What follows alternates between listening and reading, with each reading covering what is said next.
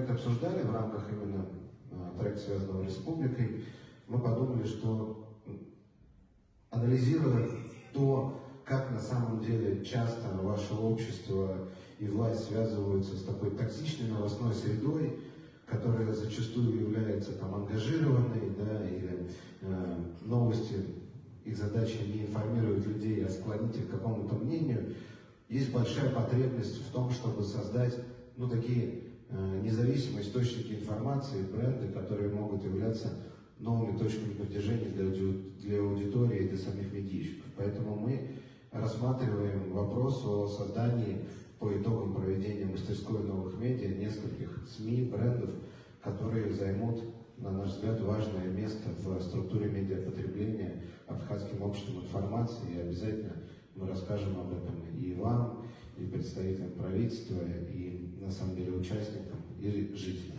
Мы много раз уже на сцене сказали, что программа про медиа – это абсолютная правда, но за медиа всегда стоит человек. Медиа без человека невозможно. Люди работают в кадре, люди создают медиаресурсы, люди решают проблемы, которые возникают у медиаресурсов, и люди потребляют ту информацию, которую вы все каждый день создаете. Поэтому на самом деле новые медиа Абхазии – это про людей.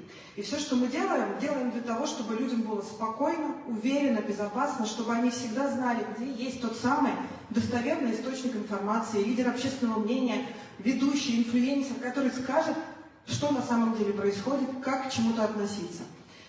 Уже много раз сказано и будет еще рассказано, что медиа формируют отношение и восприятие людей того, что происходит вокруг. Мы уверены, что самое главное, что мы можем достичь по итогам программы, не только создать те самые медиапроекты, а мы их точно создадим, у нас нет вариантов, всегда, когда мы берем обязательства, мы их выполняем, но мы с вами создадим плотное, мощное медиасообщество специалистов в Абхазии.